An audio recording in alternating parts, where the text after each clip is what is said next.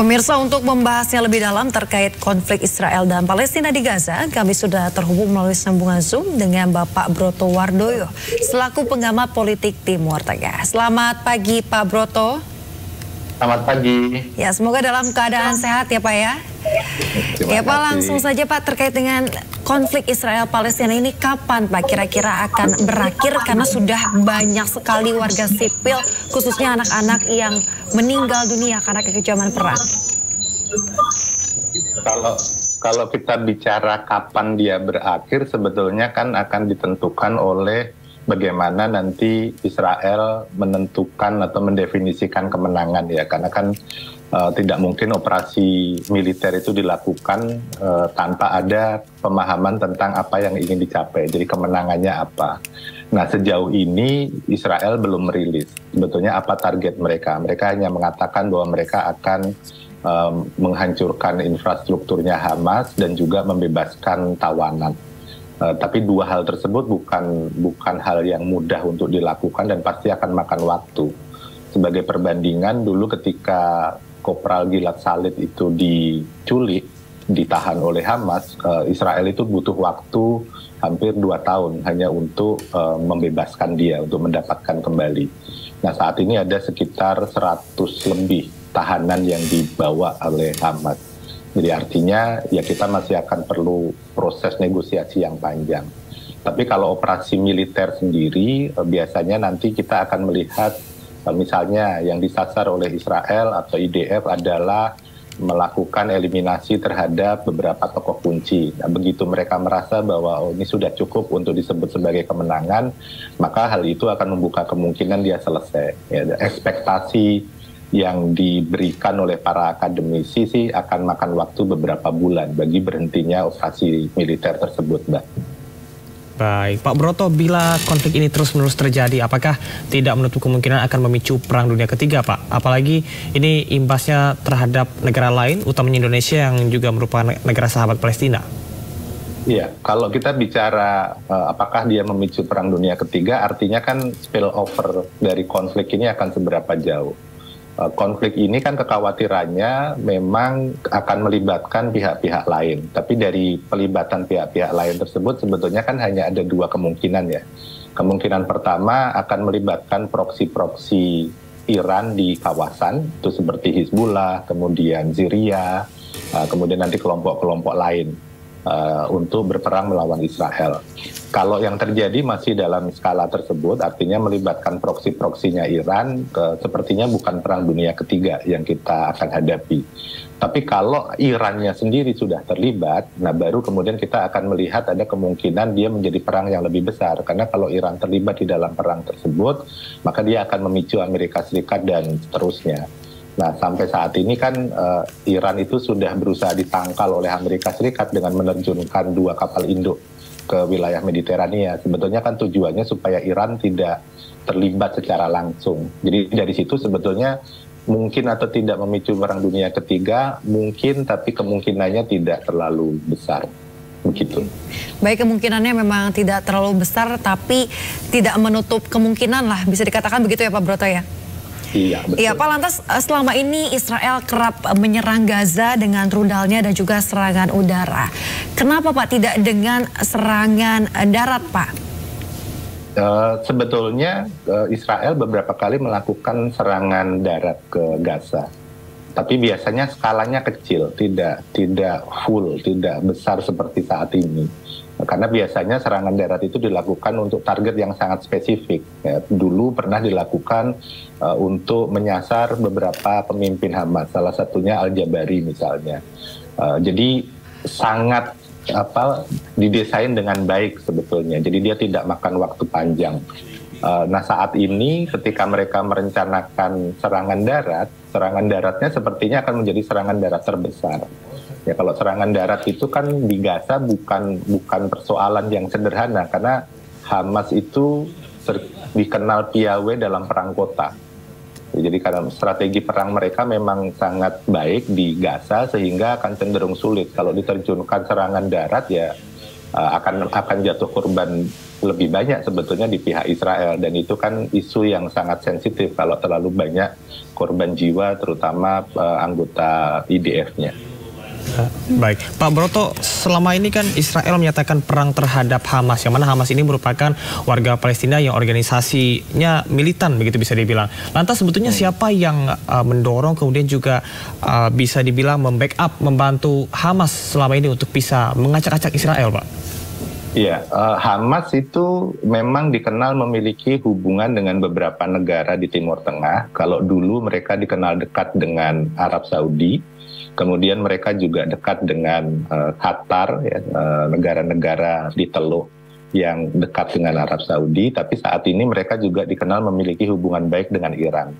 Beberapa jenis persenjataan yang dipakai itu ditengarai datang dari Iran, meskipun datang kemudian nanti dirakit kembali karena agak sulit untuk menyeludupkan senjata dalam bentuk yang utuh ke jalur Gaza.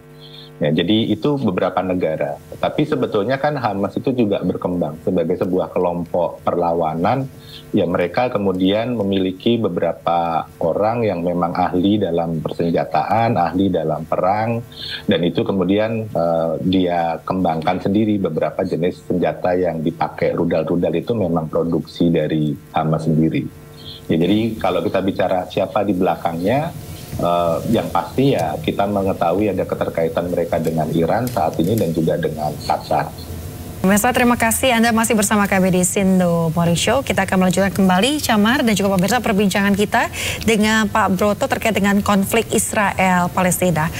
Pak Broto kembali bergabung bersama kami, Pak. Kita langsung saja Pak, dalam serangan Israel ke Palestina yang menewaskan 7.000 warga. Banyak terjadi pelanggaran seperti serangan ke rumah sakit, kemudian serangan yang menewaskan anak-anak, tenaga medis, hingga jurnalis. Sebenarnya apa Pak yang harus dilakukan Dewan Keamanan PBB terhadap Israel ini, Pak? Ya, sebetulnya kalau kita melihat apa yang dilakukan itu kan namanya excessive use of force, ya. Tidak perlu ada kekerasan yang sedemikian besar yang dilakukan sebetulnya, dan sasarannya pun harus jelas, karena kan kalau kita amati sebetulnya ada banyak collateral damage, ya, ada banyak korban-korban yang tidak diperlukan sebetulnya. Nah, harus ada tekanan internasional yang bulat terhadap hal-hal semacam ini. Jadi penggunaan kekerasan yang berlebihan itu suka tidak suka harus diberikan hukuman moral setidaknya, supaya Israel kemudian juga menghentikan langkah-langkah tersebut. Nah, problem kita, realitas politik internasional itu diletakkan pada Dewan Keamanan PBB. Dan di Dewan Keamanan PBB itu ada Amerika Serikat yang akan menggunakan veto. Nah, dari situ kita perlu mekanisme lain. Majelis Umum misalnya itu bisa, apa yang dilakukan oleh Ibu Retno di sidang Majelis Umum PBB kan menunjukkan hal tersebut. Jadi beliau menyerukan supaya dihentikan kekerasan karena korban jiwanya sudah sedemikian besar. Negara-negara yang punya hubungan dengan Israel, beberapa negara Arab juga memberikan tekanan. Nah, kita menunggu negara-negara yang ada di Eropa yang punya hubungan dengan Israel untuk melakukan hal yang sama. Tapi kalau tidak ada tekanan internasional, ya Israel akan merasa bahwa mereka sah-sah saja untuk melakukan apa yang mereka lakukan sekarang di Gaza. Baik, Pak Broto, Indonesia melalui Menteri Luar Negeri Retno Marsudi ini sudah mendesak DKPBB begitu, namun aksinya kalau kita bisa dibilang ini belum terlihat. Apa yang menyebabkan hal itu dan apa sebenarnya langkah nyata yang harus kita lakukan? Iya, kalau di Dewan Keamanan akan cenderung sulit, ya, karena Amerika Serikat itu akan selalu menggunakan veto kalau ada usulan resolusi yang dianggap merugikan Israel. Jadi kalau Dewan Keamanan sepertinya harus kita lupakan, mereka bisa memberikan tekanan yang nyata ke Israel. Tapi di organ-organ yang lain seperti Majelis Umum ataupun di Dewan HAM itu masih bisa dilakukan. Jadi Indonesia sebetulnya bisa memberikan tekanan-tekanan tersebut, dan kalau kita bisa membentuk koalisi negara-negara yang cukup kuat untuk memberikan tekanan nyata ke Israel, maka dia akan bisa efektif. Kan sampai saat ini Israel hanya mendengarkan Amerika Serikat. Ketika mereka membuka koridor kemanusiaan di jalur Gaza melalui pintu Rafah di Mesir, itu juga lobbynya Amerika Serikat. Jadi kita butuh negara-negara yang punya pengaruh kuat ke Israel yang bisa kita ajak bekerja sama. Negara-negara seperti Rusia atau Cina itu menjadi opsi sebetulnya kalau kita mau bekerja bersama. Oke. Baik Pak Broto, saat ini Israel sudah menyatakan perang terhadap Hamas. Ini bukankah Hamas adalah warga negara Palestina yang dikenal militan organisasinya Pak? Lantas siapa sebenarnya yang membantu Hamas selama ini sehingga berhasil bisa dikatakan mengacak-ngacak Israel? Ya, kalau Hamas kan memang punya koneksi yang baik dengan beberapa negara seperti Qatar dan Iran ya. Mereka memberikan bantuan logistik persenjataan juga kepada Hamas ya, termasuk bantuan-bantuan untuk aktivitas-aktivitas. Negara-negara yang lain sih sebetulnya tidak punya keterkaitan yang kuat dengan Hamas karena mereka, terutama negara Eropa atau Amerika Serikat, sebetulnya melabeli Hamas sebagai kelompok teror. Jadi hanya negara-negara tertentu itu tadi saja. Tapi kayak negara-negara seperti Turki juga tidak memberikan kecaman terhadap apa yang dilakukan oleh Hamas. Beberapa negara Arab juga sama. Tapi kalau bantuan dalam bentuk dukungan logistik sebetulnya tidak diberikan. Tapi dukungan moralnya diberikan. Dukungan moral. Oke, baik. Pak Broto, Indonesia seperti kita ketahui bahwa selalu konsisten untuk mendukung Palestina. Sebetulnya seberapa besar dampak negara kita atau seberapa berpengaruh pendapat negara kita di PBB sehingga mungkin bisa didengar oleh dunia begitu Pak? Kalau di PBB sebetulnya kita didengar. Negara-negara lain itu menghormati posisi dan pilihan Indonesia. Tapi kalau kita bicara dalam konteks menyelesaikan masalah Israel dan Palestina, maka sebetulnya kan pelaku utamanya, aktor utamanya kan kedua negara tersebut. Palestina jelas mendengar Indonesia, tapi Israel kan tidak pernah mau untuk mendengar Indonesia. Jadi dari situ tidak ada sebetulnya tekanan yang bisa kita berikan secara langsung kepada Israel untuk mereka menghentikan kegiatan-kegiatannya, menghentikan operasi militernya di Gaza atau menghentikan kekerasan di tepi barat. Kita tidak punya kekuatan tersebut. Ya, tapi kalau pertanyaannya ke PBB, negara-negara anggota PBB itu menghormati Indonesia. Tapi kan pengambil kebijakan di PBB itu bukan keseluruhan negara kan, tapi hanya 5 negara pemilik hak veto itu tadi, Amerika Serikat, Rusia, Cina, kemudian Perancis dan juga Inggris. Nah dari situ agak sulit karena memang kita tidak terlalu kuat secara kapasitas militer ataupun ekonomi. Ya. Pak Broto, saat ini sejumlah negara memang sudah melakukan berbagai tindakan menghadapi situasi sekarang begitu Pak di antara Palestina dan juga Israel. Namun kalau kita lihat Pak sekarang contoh saja Arab, negara yang terkenal kaya raya ini hanya sebatas kecaman saja Pak. Namun tidak ada pergerakan lebih lanjut dan hanya negara Turki dan juga Rusia yang bergerak untuk membantu begitu Pak. Seperti apa Bapak sendiri memandangnya Pak? Negara-negara Arab kan memang sedang membangun hubungan yang baik atau melakukan normalisasi dengan Israel ya. Mereka memiliki kepentingan pribadi mereka sebetulnya. Jadi Arab Saudi juga punya kepentingan mereka dan mereka merasa bahwa membangun hubungan diplomatik dengan Israel akan menguntungkan. Jadi dari situ sebetulnya kita bisa melihat bahwa ya komitmen dari negara-negara Arab terhadap perjuangan Palestina sebetulnya sudah mulai berkurang. Tidak seperti dulu di tahun 1940-an atau 50-an atau 60-an atau bahkan 70-an. Dan itu sesuatu yang sebetulnya sangat disayangkan. Tapi kita bisa memahami karena masing-masing negara punya pertimbangan sendiri-sendiri. Turki memang konsisten dari awal, tapi yang menarik dengan Turki sebetulnya meskipun mereka selalu mendukung Palestina, mereka juga punya hubungan diplomatik dengan Israel.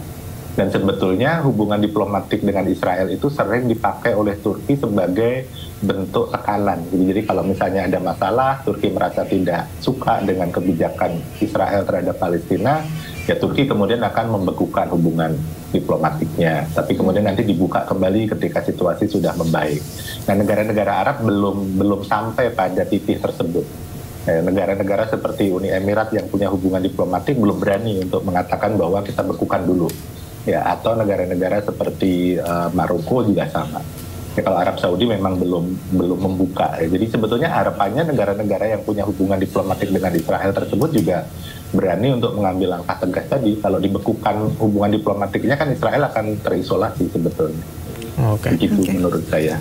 Baik, Pak Broto, ini masih berbicara tentang negara Arab dan juga negara Islam begitu ya. Nah, umat Muslim ini selalu berbicara tentang persaudaraan Islam. Namun, mengapa negara Mesir yang notabene sebagai negara Islam ini justru kerap menutup pintu perbatasan dengan Gaza? Kenapa ini bisa terjadi, Pak? Sebetulnya itu langkah yang bisa dipahami ya, karena pintu keluar dari Gaza itu kan memang yang paling utama ada di Rafah. Kalau itu dibuka, pasti akan ada gelombang pengungsi. Ya katakanlah sekarang di Gaza itu kan 2,3 juta jiwa. Kemudian sebagai dampak dari serangan Israel, diperkirakan 1 juta akan keluar dari jalur Gaza. Nah kalau 1 juta itu keluar dari jalur Gaza, mereka pindah ke Mesir, itu akan jadi beban buat Mesir. Karena mereka kemudian tiba-tiba harus mengurusi 1 juta orang dalam jangka waktu yang singkat.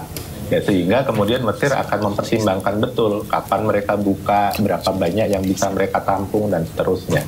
Apalagi tidak ada jaminan bahwa operasi militernya Israel akan berhenti katakanlah 1 bulan lagi atau 2 bulan lagi. Nah, sehingga kalau tidak ada jaminan kan bisa kemudian terjadi settlement atau pemukiman pengungsi dalam jangka panjang di Mesir. Dan itu sesuatu yang akan membebani perekonomian Mesir juga. Jadi kalau dari situ sebetulnya apa yang dilakukan Mesir bisa dipahami. Jadi mungkin yang harus dilakukan adalah bisa tidak kita mendukung Mesir, katakanlah memberikan support atau memberikan bantuan apapun yang dibutuhkan oleh pengungsi Palestina. Nah itu mungkin hal-hal yang bisa dibicarakan dengan Mesir supaya mereka kemudian juga bersedia. Jadi bukan berarti mereka tidak memandang penting orang-orang Palestina di jalur Gaza, bukan tidak melihat mereka sebagai saudara, tapi lebih dalam konteks bagaimana kesanggupan mereka untuk menyediakan tempat hidup yang juga layak bagi para pengungsi tersebut. Baik, Pak Broto, mungkin ada closing statement yang bisa Anda sampaikan terkait dengan adanya insiden dan juga perang yang masih terjadi antara Hamas dan juga Israel, kemudian juga apa saran untuk pemerintah Indonesia dalam menyikapi hal ini, Pak? Iya, kalau menurut saya sebetulnya yang dilakukan oleh pemerintah Indonesia sudah maksimal pada porsinya. Artinya kapasitas diplomatik kita sebetulnya sudah dikerahkan semaksimal mungkin untuk mendorong para pihak ya untuk berhenti, untuk menghentikan kekerasan. Kita memberikan tekanan pada beberapa negara yang kita tahu punya relasi yang baik dengan Israel. Tapi bagi saya sebetulnya kita harus lebih serius lagi ke depan. Salah satunya dengan membentuk unit khusus misalnya yang membahas atau memikirkan mengenai kemerdekaan Palestina. Nah, unit ini yang kemudian nanti akan menciptakan terobosan-terobosan, memberikan masukan kepada pemerintah agar kebijakannya menjadi lebih terstruktur dan lebih terarah. Nah, selama ini kan itu dilakukan, tapi tidak dalam konteks satu unit tersendiri ya. Jadi itu dilakukan di Kementerian Luar Negeri, kemudian ada beberapa instansi yang lain termasuk MUI juga memiliki, tapi tidak terjadi koordinasi yang baik di antara mereka. Jadi itu sih menurut saya yang penting untuk dilakukan ke depan. Ya baik, terima kasih banyak Pak Broto Wardoyo selaku pengamat politik Timur Tengah sudah bergabung bersama kami di Sindo Morning Show. Selamat beraktivitas kembali dan salam sehat, Pak. Terima kasih, salam sehat.